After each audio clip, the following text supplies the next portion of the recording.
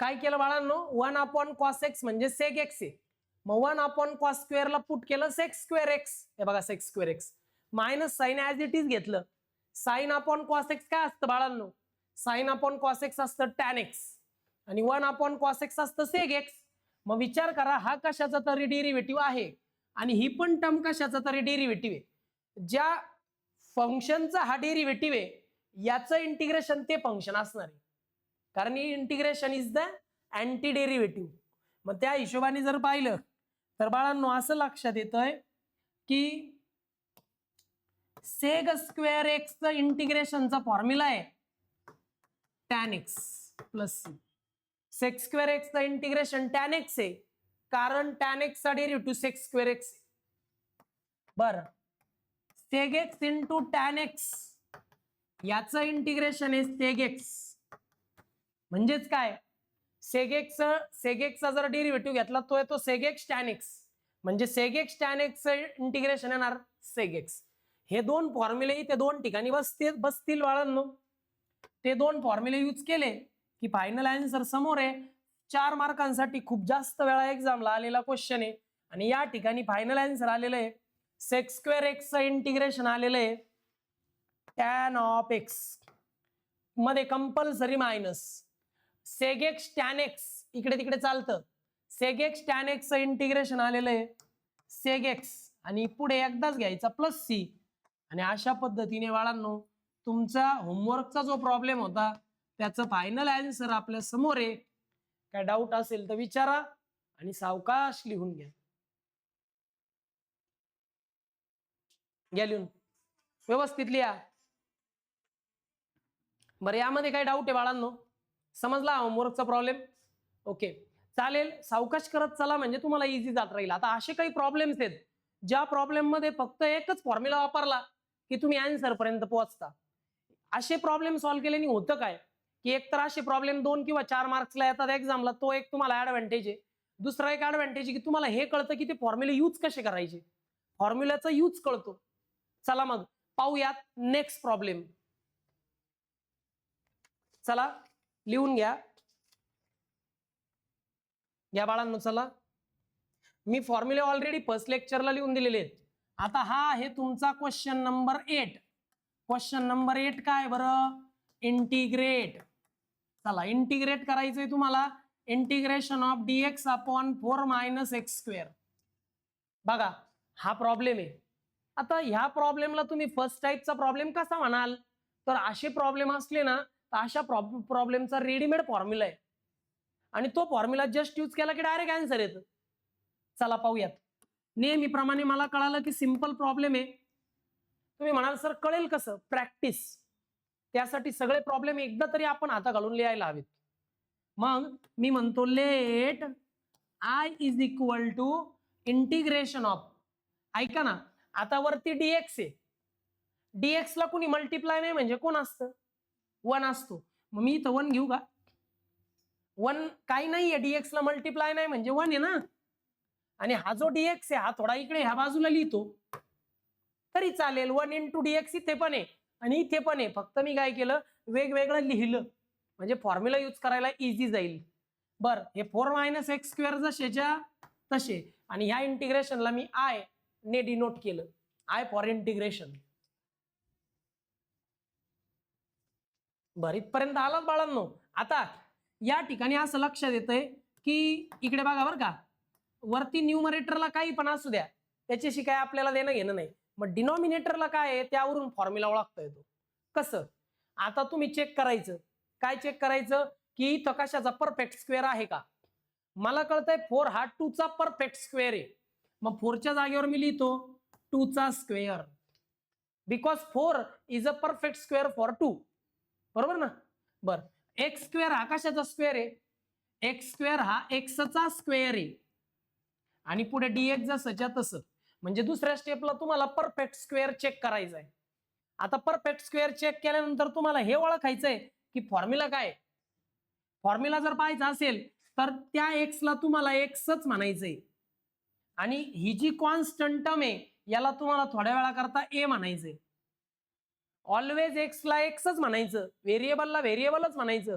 पण जी constant term आहे ती काही पण असू द्या त्याला ए म्हणायचं. मग आता कुठला फॉर्म्युला बसतो बघा बरं का, मी कसा फॉर्म्युला ओळखतो.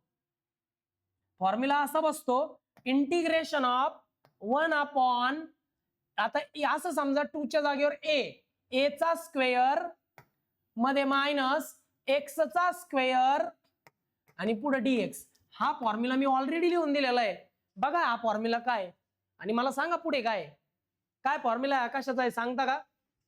फॉर्म्युले पाठ करायला हवेत.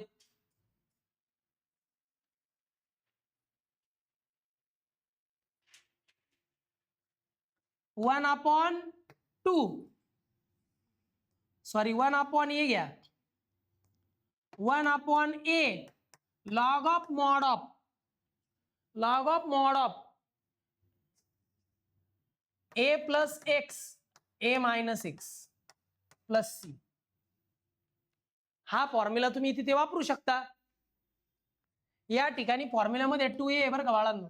तर असे फॉर्म्युले तुम्ही थोडेसे ना पाठ करून ठेवा बरं का, रॉंग होता कामा नये. व्यवस्थितच फॉर्म्युले जमायला हवेत. चला लिहिलं बाळांनो. चला आता फॉर्म्युला कोणता यूज करायचा हे तर कन्फर्म झालं. कसा ओळखला फॉर्म्युला सांगू? हे बघा असा ओळखला. लक्ष द्या. फॉर्म्युला असा ओळखला की या टर्मच्या जागेवर ए या टर्मच्या जागेवर एक्स आहे. मग फॉर्म्युला झाला 1 upon a square minus x square. 1 upon a square minus x square. ते जे आपण स्पेशल फॉर्म्युला लिहिले त्यातलाच हा फॉर्म्युला आहे. आता फॉर्म्युला यूज करायचं म्हणजे काय करायचं, तर फॉर्म्युल्याची जी राईट हँड साईड आहे ना, फॉर्म्युल्याची उजवी बाजू राईट हँड साईड तिथं ए ची आणि एक्स ची व्हॅल्यू टाकायची. चला टाकूया. मला सांगा ए ची व्हॅल्यू काय रे बाबा? ए ची व्हॅल्यू काय 2 आणि एक्स ची व्हॅल्यू काय रे बाबा? म्हणजे जर तुम्हाला हा फॉर्म्युला यूज करायचा असेल तर फॉर्म्युल्याच्या राईट हँड साईडला ए आणि एक्स ची व्हॅल्यू सबस्टिट्यूट करा. चला करूयात. आता पहा बरं का, I is equal to 1 upon 2 into a आणि ए ची व्हॅल्यू काय रे 2 इंटू ए म्हणजे 2 into 2 multiply by log of mod of a plus x. A ची व्हॅल्यू 2 एक्स ची व्हॅल्यू एक्स एक परत ए मायनस एक्स म्हणजे 2 मायनस एक्स प्लस सी. आणि अशा पद्धतीने बाळांनो 1 अपॉन 2 2 जा होईल 4 log of mod of 2 plus x upon 2 minus x plus c. This is your final answer. याच्या पुढे आपण जाऊ शकत नाही. म्हणजे जस्ट एक फॉर्म्युला वापरला आणि आन्सर आलं. तुम्हाला वाटेल थोडंसं डिफिकल्ट, पण असं डिफिकल्ट नाहीये. जसं तुम्ही करत जाल प्रॅक्टिस तसं समजेल. घ्या बरं लिहून. फॉर्म्युला कसा वापरला ते समजून घ्या. परफेक्ट स्क्वेअर काढून फॉर्म्युला कोणता वापरायचा हे ठरवलं. फॉर्म्युला पाठ पाहिजे, फॉर्म्युला लिहिता आला पाहिजे, तो यूज करता आला पाहिजे.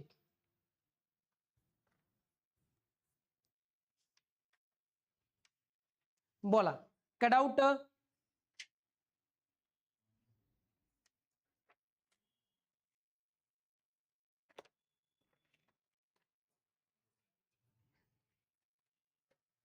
आला तिथपर्यंत? चला पुढे लिहा. ऑनलाईनचे मुलं स्क्रीनशॉट घेत चला व्यवस्थित. फायनल आन्सर पर्यंत या. ऑफलाईनच्या मुलांना काय डाऊट? ओके या लिहून.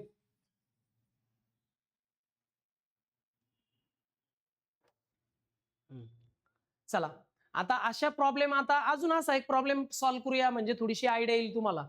बर पण पुढच्या प्रॉब्लेम मध्ये थोडासा डिफरन्स असेल. चला पाहूयात. क्वेश्चन नंबर 9 आहे पहा आपला. क्वेश्चन नंबर 9 आहे काय रे बाळांनो? क्वेश्चन नंबर 9 इंटिग्रेट काय इंटिग्रेट करायचंय तर dx upon 4 minus 9x square. dx upon 4 minus 9x square. चला मला कळतंय की बाबांनो हा तर सिंपल प्रॉब्लेम आहे, म्हणून हा एकच फॉर्म्युला वापरला की सॉल्व्ह होणार आहे. प्रॅक्टिसने लक्षात येतं.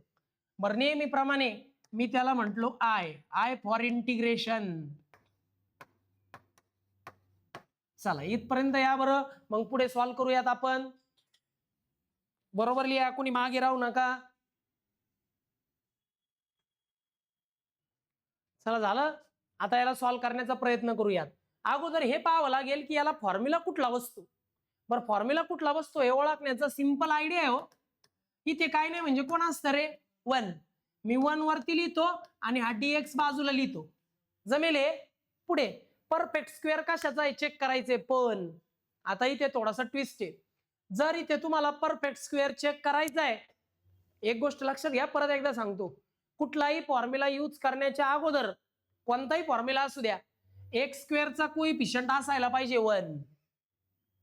इथे एक्स स्क्वेअरचा कोइफिशियंट 1 आहे का? नाही, मागच्या प्रॉब्लेम मध्ये होता, 4 - एक्स स्क्वेअर होतं. एक्स स्क्वेअरचा कोइफिशियंट इथे 1 नाही, तो 1 करून घ्यावा लागेल. मग इथून जर हा 9 रिमूव्ह करायचा आहे तर आपल्याला 9 ला कॉमन घ्यावा लागेल. 9 ला कॉमन कसं घ्यायचं, तर इथून जर 9 कॉमन घेतला तर तुम्ही तो डिनॉमिनेटर मधून कॉमन घेताय ना, डिनॉमिनेटर मधून. मग डिनॉमिनेटर मधून जर 9 कॉमन घेतला तर तो असा येईल 1/9. म्हणजे तुम्ही डिनॉमिनेटर मधून 9 कॉमन घेतलेला आहे. आता मला सांगा 4 मधून 9 कॉमन येतात का? 4 मधून 9 कॉमन येत नाहीत, म्हणून घ्यायचं डिनॉमिनेटरला 9, कारण 4 मधून 9 कॉमन येत नाही ना, मग ते आपण डिवाइड करायचे 4/9. बरं, इथे या टर्म मधून जर 9 कॉमन घेतले तर खाली काय राहिला, एक्स स्क्वेअर.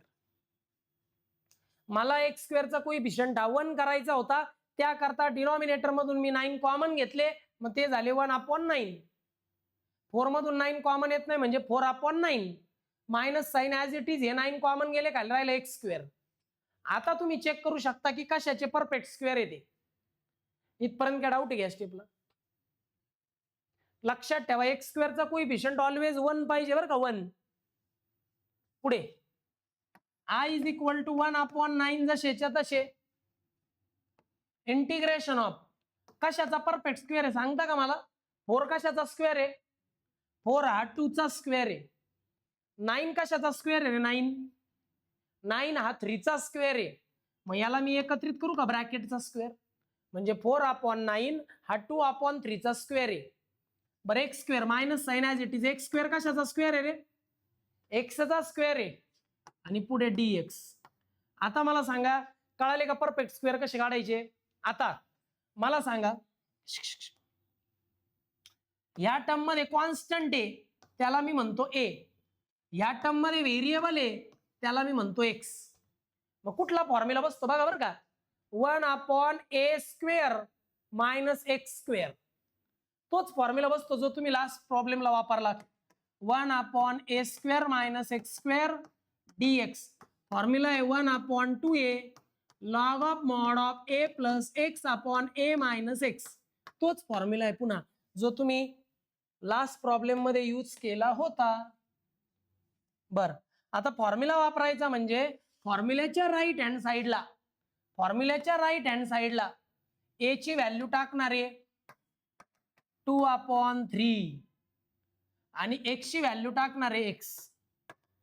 फॉर्म्युल्याच्या राईट हँड साइडला x ची व्हॅल्यू x टाकूयात आणि a ची व्हॅल्यू 2/3 टाकूयात. चला, फॉर्म्युला कोणता वापरायचा हेही ठरलेलं आहे. अगोदर हे सगळं व्यवस्थित लिहून घ्या, कुणीही मागे राहू नका. काय डाऊट आहे पार्श? इकडे चला पुढे घ्या. या लिहून इथपर्यंत.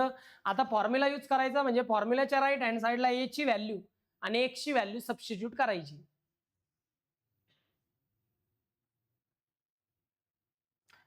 चला बाळांनो करूयात. आता करायला जर गेलं, i इज इक्वल टू, ऐका ना तुम्ही, आता जेव्हा फॉर्म्युला वापरताय तो फक्त या इंटिग्रेशनचा फॉर्म्युला आहे बरं का, या 1/9 चा फॉर्म्युला नाहीये.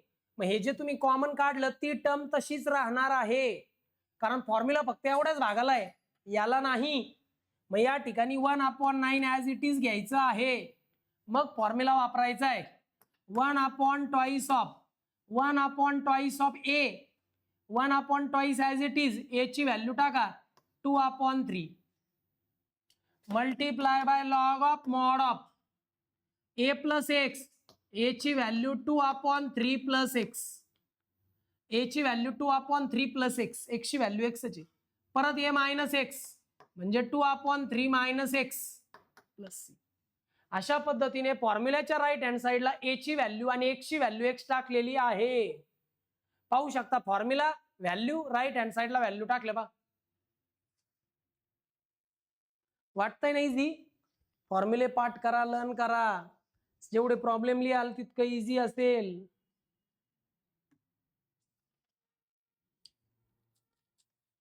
चला आला तिथपर्यंत. आता पुढे जाऊ. हे जरा इकडे लक्ष द्या. चला काय कट होतं जरा चेक करता का? इकडे पहा. 3 1 जा 3, 3 3 जा नाही. इथपर्यंत काय डाऊट आहे का? पहा बरं. नाही. इकडे एक्स ला काही डिनॉमिनेटर नाही म्हणजे कोण आहे रे बाबांनो? एक्स ला डिनॉमिनेटर नाही म्हणजे 1 आहे बरं का. चला आता सॉल्व्ह करूयात, पुढे जाऊयात. मग I is equal to 1 into 1 1 1 जा 1, 2 2 जा 4 4 3 जा 12, 2 2 जा 4 आणि 4 3 जा 12. आता इथं बरं का लॉग ऑफ, जरा इकडे लक्ष द्या, क्रॉस मल्टिप्लाय करावं लागेल. 2 into 1 2, 3 into x 3x, 3 into 1 3. न्यूमरेटरचं cross multiplication झालेलं आहे. 2 1 जा 2 प्लस 3 into x आणि 3 1 जा 3. खाली पण 2 into 1 2, 3 into x 3x upon 3 1 जा 3. न्यूमरेटरचं पण क्रॉस मल्टिप्लिकेशन झालेलं आहे. पुढे प्लस सी. काहीच नाही केलं. इथं 3 1 जा 3, 3 3 जा 9 केलं, 2 2 जा 4, 4 3 जा 12 केलं आणि ते क्रॉस मल्टिप्लाय केलं. क्रॉस मल्टिप्लाय केल्यानंतर असं लक्षात आलं की बाबांनो या ठिकाणी डिनॉमिनेटरला 3 आहे, न्यूमरेटरचा डिनॉमिनेटर 3, डिनॉमिनेटरचा डिनॉमिनेटर 3, 3 3 गेट्स कॅन्सल. आणि मग तुमचं फायनल आन्सर लिहायला आता तुम्ही रेडी आहात. फायनल आन्सर आलं 1/12 log of mod of 2 plus 3x upon 2 minus 3x plus c. And this is your final answer. This is your final answer. अशा पद्धतीने फॉर्म्युला वापरायचा आहे आणि फायनल आन्सर पर्यंत पोहोचायचे. इथे हा प्रॉब्लेम कंप्लीट झाला. बघा काय डाऊट असेल तर विचारा.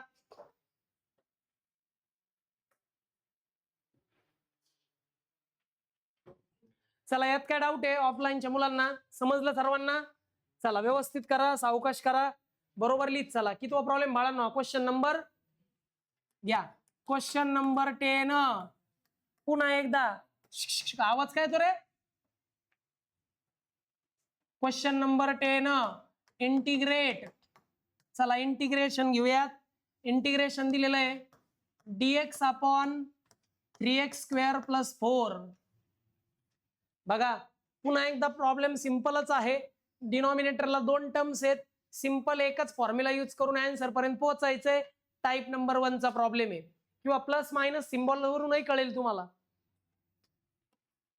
सोल्युशन नेहमीप्रमाणे दिलेलं जे इक्वेशन किंवा फंक्शन आहे त्याला मी म्हणतो let I is equal to dx upon 3x square plus 4. दिलेल्या इंटिग्रेशनच्या फंक्शनला नेहमीप्रमाणे I म्हणायचंय. I for integration. हे क्वेश्चन पेपरवर आहे. सोल्युशनच्या खाली तुम्हाला लिहायचंय आन्सर शीटवर. चला आले असाल इथपर्यंत, पुढे जाऊयात. आता असं कळतंय की dx ला काही मल्टिप्लाय नाही म्हणजे कोण आहे रे? dx ला काही मल्टिप्लाय नाही म्हणजे 1 आहे. मग मी काय करतो, हा जो 1 आहे ना तो 1 इकडे लिहितो आणि हा dx पुढे लिहितो. चालेल ना असं? 1 फक्त इथे लिहिला आणि dx पुढे लिहिला म्हणजे फॉर्म्युला कोणता यूज होतो हे समजायला इझी जाईल. क्लिअर? पुढे आता असं लक्षात येतंय की या ठिकाणी कुठला फॉर्म्युला बसतो हे पाहायचंय मला. पण इथे असं लक्षात येतंय की एक्स स्क्वेअरचा कोइफिशियंट हा किती बरं? 3. तिथं तो 1 पाहिजे. हा कोइफिशियंट जो 3 आहे तो मला नकोय. मग हा 3 जर मला तिथून बाजूला काढायचा आहे तर 3 ला काय घ्यावं लागेल? कॉमन. मग मी 3 ला कॉमन घेतो बरं का. हा 3 जर डिनॉमिनेटर मधून कॉमन घेतला तर इकडे येईल 1/3 कारण डिनॉमिनेटर मधून तुम्ही 3 कॉमन घेतलेला आहे. बर 1 ॲज इट इज आता 3x² मधून हा 3 जर कॉमन बाहेर घेतला तर खाली काय राहिलं, x² राहिलं, प्लस ऍज इट इज घेतले.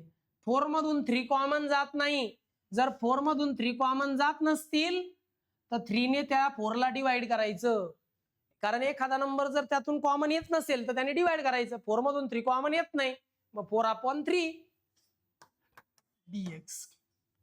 कळालं? 1 सेपरेट केला, 3 डिनॉमिनेटर मधून कॉमन घेतला. आता x² चा कोएफिशियंट झालाय 1. आता तुम्ही चेक करू शकता आकाशाचा परफेक्ट स्क्वेअर आहे. मग तुम्हाला कळेल कुठला फॉर्म्युला यूज करायचा आहे. लिहिलं का बरोबर?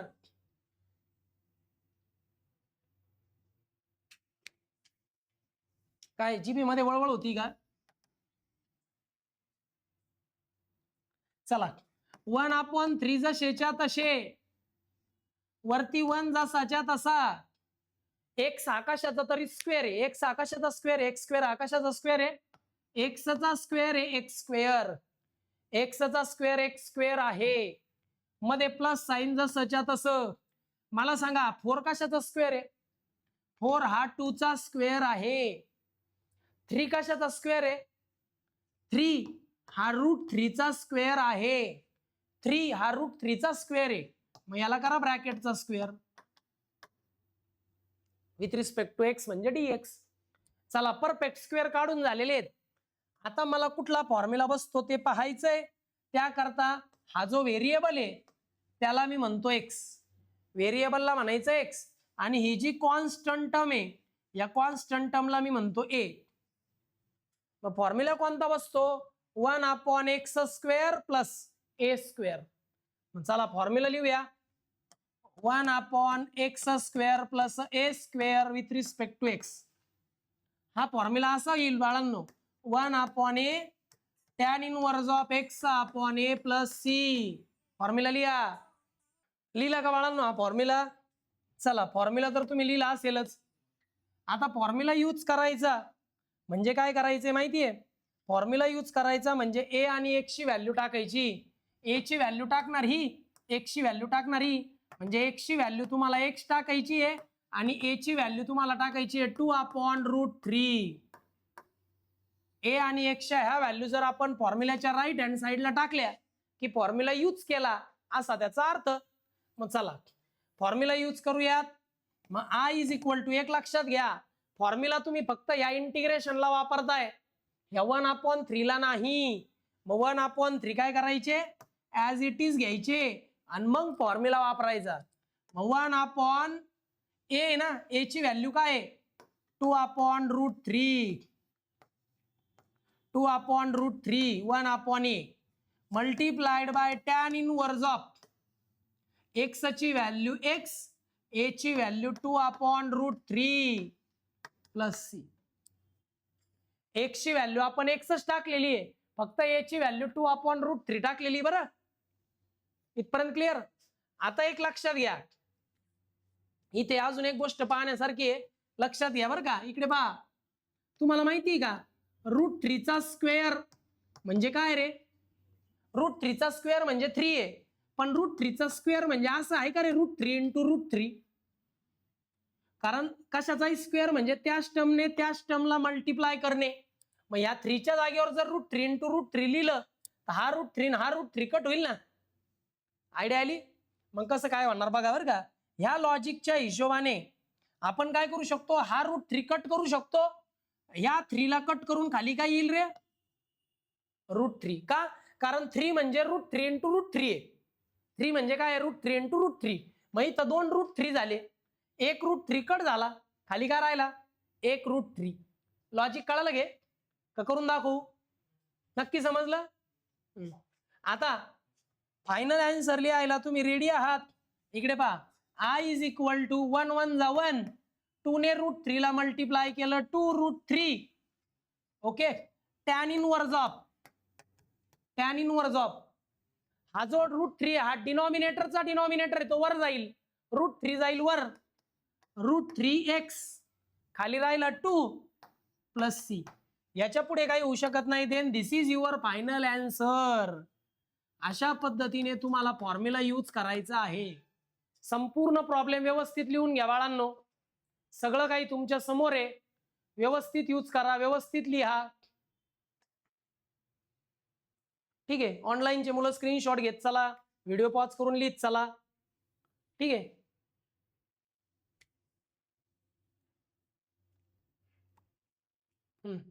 हे पण लिहून घ्या चला.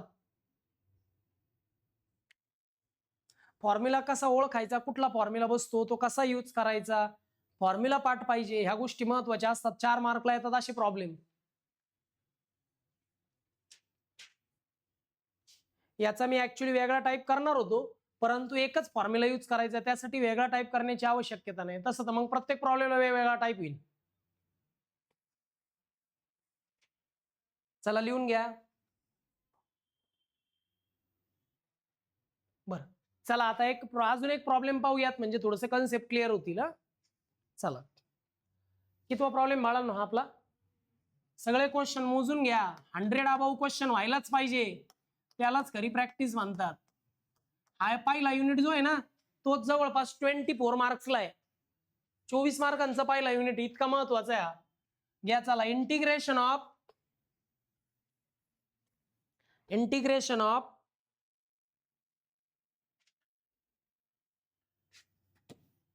dx upon √5 - 3x square.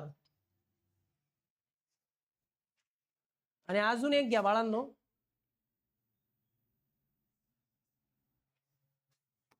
Question number 12, integration of dx upon √4x square plus 9. हे दोन्ही प्रॉब्लेम तुम्हाला होमवर्कला सोडवायचे. बघा, नाही जमले तर मी नेक्स्ट लेक्चरला सोडवणार आहे. याचाच अर्थ असा की नेक्स्ट लेक्चरला सुद्धा हा टाईप पुढे कंटिन्यू होईल. मिनिमम आपल्याला या टाईपचे 15 प्रॉब्लेम सोडवायचे, असे जे खूपच इम्पॉर्टंट आहे आणि ते पेपरला येतातच. या 15 प्रॉब्लेम पैकीच पेपरला येणार प्रॉब्लेम, हे नक्की. हे होमवर्कला सोडवा, काय डाऊट आल्यास नक्की विचारा. ओके.